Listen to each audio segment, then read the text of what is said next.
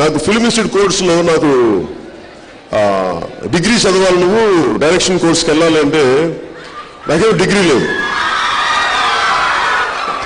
అది ఆ డిగ్రీ లేకపోతే ఒకళ్ళెవరో అడిగారు, నీకు కావాలంటే ఫేక్ డిగ్రీ తెప్పిస్తాను, నువ్వు జాయిన్ అయిపోవచ్చు అంటే నేను అనుకున్నాను ఫేక్ డిగ్రీలతోటి ఇవన్నీ జాయిన్ అయితే ఏదో రోజున జీవితం తిరిగి వచ్చి పట్టుకుంటాయి. అందుకే నేను ఏమనుకున్నానంటే కష్టపడో ఏదైనా సరే నదిని సాధిస్తాను తప్ప అడ్డదారులను తొక్కనని చెప్పి నేను చాలా చిన్న వయసులో నేను నిర్ణయించుకున్నాను.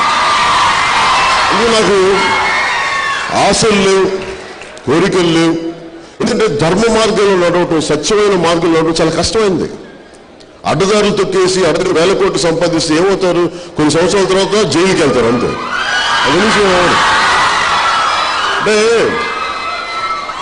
నెల్లూరులో అంటే మనకి ఎంత బలమైందంటే మనకి పొద్దున నాకు మీటింగ్ ఉందని చెప్పగానే అమ్మ కూర్చోండి, అమ్మ జాగ్రత్త బాబు పడిపోతే కూర్చోండి ప్లీజ్, బిడ్డలు ఇబ్బంది పెట్టుకోండి కూర్చోండి ప్లీజ్, కూర్చోండి.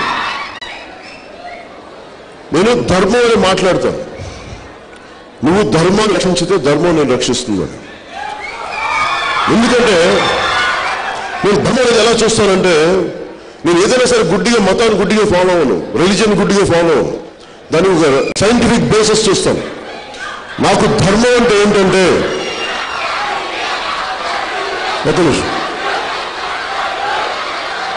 విద్యార్థులే కదా అరుపులు అరిస్తే ఏమవ్వదు, విద్యార్థులకి అవసరమైంది వింటాం అలవాటు చేసుకున్నాను. అరుపులు అరిస్తే ఎక్కడ ఉంటాం. ఒక జెన్ పాఠం ఉంటుంది, ఆ జెన్ పాఠంలో ఒక గ్లాస్ నిండా నీళ్లు పోస్తే ఏం పోయగలం ఇంకా. సో మీరు ఎప్పుడు కూడా కాన్సెప్ట్ వింటాను, చాలా వింటాను మనుషుల దగ్గర. ఒక వార్డు మెంబర్కి, ఒక కార్పొరేటర్కి, ఒక కౌన్సిలర్ కూడా వినవట్లేదు మన దేశంలో. వాళ్ళంతా నాకు చెప్తారు చాలా మంది, నీకు వినే అలవాటు ఉందంటే ముందు నీ అహం చంపుకోవడం. నాకు ఎక్కువ తెలిసింది కాదు, నాకేం తెలియదు అనుకుంటే నువ్వు వినగలవు. నువ్వు నడుస్తున్నావు అంటే నాకు అన్నీ తెలుసు కాబట్టి నేను నడుస్తున్నాను, అట్లా కాదు. మనం వినాలి, వింటే మనకి ఏమవుతుందంటే జ్ఞానం వస్తుంది. నిన్న రైతుల దగ్గరికి వెళ్ళాను నేను,